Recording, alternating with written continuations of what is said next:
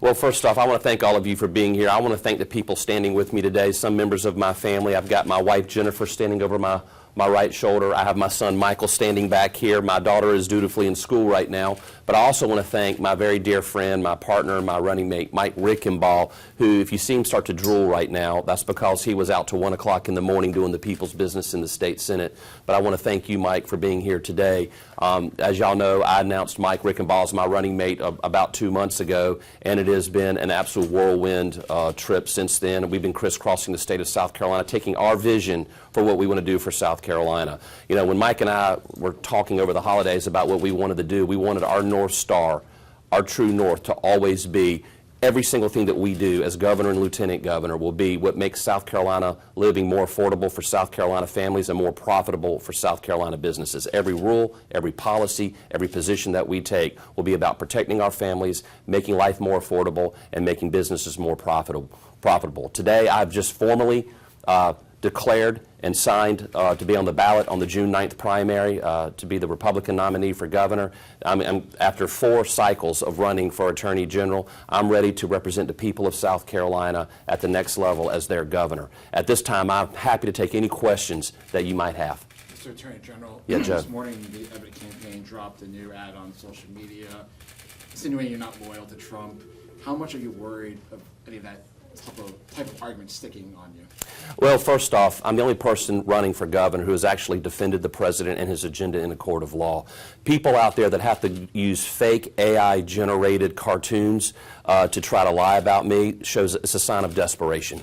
I have been out there for the president. I was out supporting the president when he was being impeached in 2019. I was out there, went to the United States Supreme Court in a lawsuit with the president's election integrity efforts, had over 30 complaints filed against me. People tried to take my law license. They were all dismissed. I've been out there defending the president's record, defending the president's agenda, defending the president's executive orders, defending the president in the in every way you can possibly imagine. The people, it's funny, the people that show up at rallies and parades and take pictures and photo ops who have never actually done anything in the court of law for the president are the ones attacking me for it. I think those kinds of ads will fall flat because I think the people of South Carolina are a lot more intelligent than the other candidates running for office believe that they are.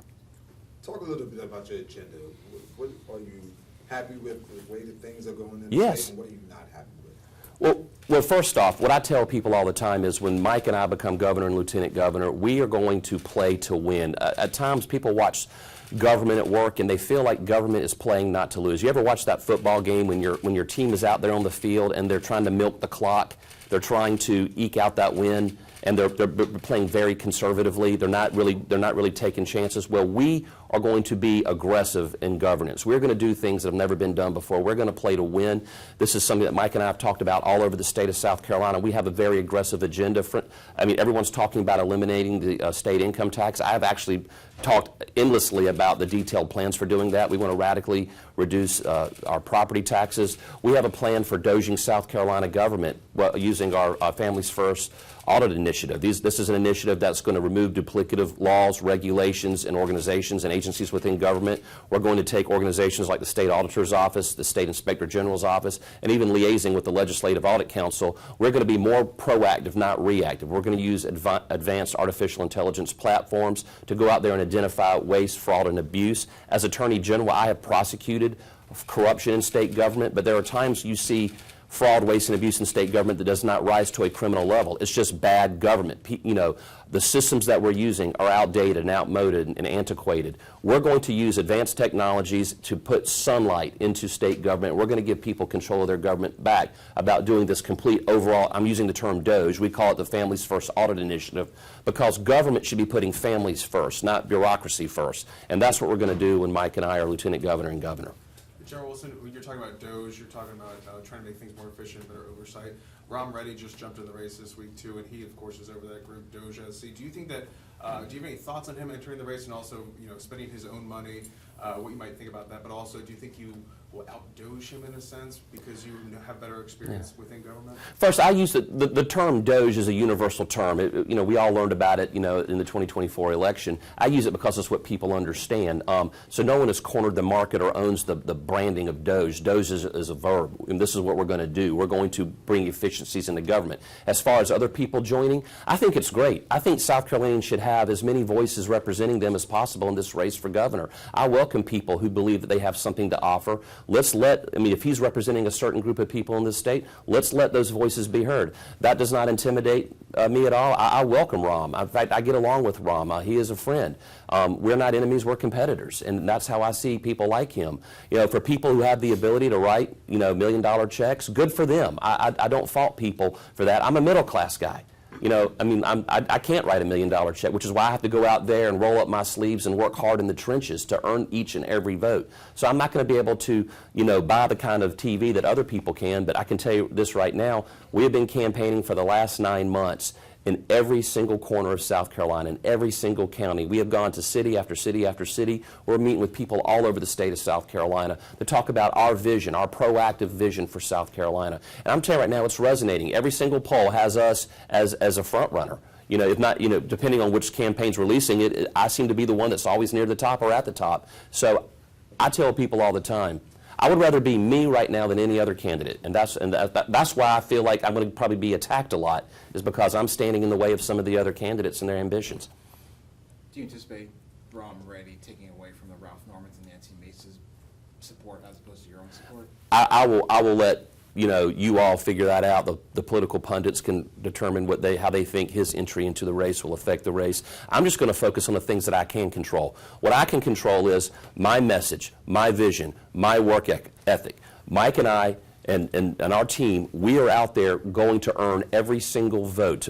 I tell people every time I walk into a room, I say the office of governor does not belong to any one person. It belongs to the people of South Carolina. And this is a job interview. You can't buy this job, right? Some people are going to try to lie their way into this job, but we're going to go out there and we're going to earn our way into this job. And so the office of governor belongs to you, the people of South Carolina, and I'm going to work my butt off. Mike is going to work his butt off to go out there and earn your trust and earn your vote. As Attorney General for the last 15 years, we have demonstrated that we can govern well. The things that I have been able to accomplish as Attorney General speaks for itself. I have an unassailable record of defending the rule of law, defending families, defending victims, promoting law enforcement. There's a reason, folks, think about this. There is a reason why nearly 80% of the Republican elected sheriffs in the state of South Carolina have endorsed me for governor. Literally, that is well over a supermajority of our elected law enforcement leaders have identified one candidate for governor who they trust to keep their constituents safe and to help them keep their constituents safe. So like I said, I would rather be in my position than any other position right now. Any other questions? How much staff do you have so far?